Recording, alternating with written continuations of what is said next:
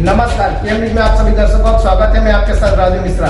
विशेष जानकारी के लिए देखिए हमारी ये report. One nation one election पर चिराग पासवान ने क्या कहा, ये आपको सुनाते हैं। कई योजनाओं को काफ़ी समय तक रोकना पड़ता है जब तक इलेक्शन चल रहे हो, तो ऐसे में लाभार्थी जिनको योजनाओं का लाभ मिलना चाहिए वो रहकर उससे प्रभावित होते हैं। तो इन तमाम परिस्थितियों के मद्देनज़र एक लंबे समय से देश में इस बात को लेकर चर्चा चल रही थी। सन 1999 के आसपास से ही लॉ कमीशन के द्वारा ये प्रस्ताव किया गया था कि देश में एक देश है एक चुनाव होना चाहिए, और मौजूदा प्रधानमंत्री आदरणीय नरेंद्र मोदी जी और केंद्र की सरकार ने इसको काफ़ी गंभीरता से लिया। कई वेबिनार भी इसको लेकर केंद्र सरकार के द्वारा आयोजित किए गए, कई चर्चाएं इसको लेकर हुई हैं, सदन में भी इसको लेकर पार्लियामेंट्री कमिटीज़ के भीतर भी इसको लेकर कई राउंड ऑफ डिस्कशंस हुए हैं। और ऐसे में जब इसको अधिकृत तौर पर संभवतः ये जो विशेष सत्र बुलाया गया है, अगर इसको लाया जाता है, लोक जनशक्ति पार्टी रामविलास यकीनन पूर्णतः इसका समर्थन करती है। हम लोग चाहते हैं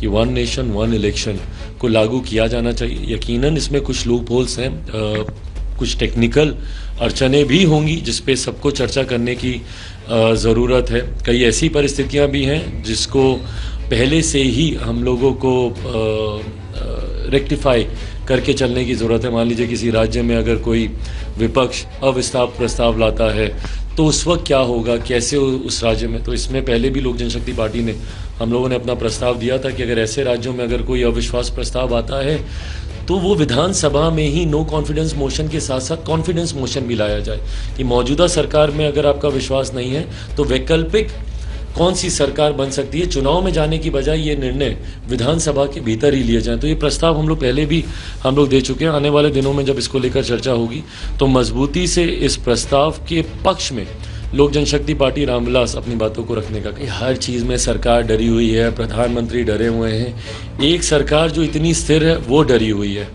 एक गठबंधन जिसमें आए दिन उनके घटक दल रूठ के उस बैठक से आ जाते हैं, वो लोग डरे हुए नहीं हैं। एक गठबंधन जिसका नेतृत्व इतना मजबूत है वो लोग डरे हुए हैं। एक गठबंधन ऐसा जिसमें नेतृत्व अभी तक तय नहीं हुआ है वो लोग डरे हुए नहीं हैं। एक गठबंधन जिसका नेतृत्व मजबूती से देश हित में बड़े बड़े फैसले ना सिर्फ ले रहा है बल्कि उसको इम्प्लीमेंट करने का भी काम कर रहे हैं, वो डरे हुए हैं। एक दूसरा गठबंधन जिनके पास ना नीति है ना नीयत है, वो लोग डरे हुए नहीं हैं।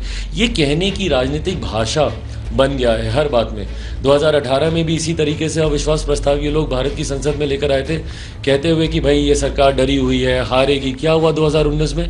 14 से बड़ा जनादेश मिला। आज फिर यही सारी बातें हो रही हैं। 2024 में देखिएगा 2019 से बड़ा जनादेश पुनः हम लोगों के गठबंधन को मिलेगा, एनडीए की सरकार बनेगी। अब हमें दीजिए इजाजत, हम कहीं फिर और खबरों के साथ मिलेंगे। हमारे चैनल को लाइक शेयर सब्सक्राइब करना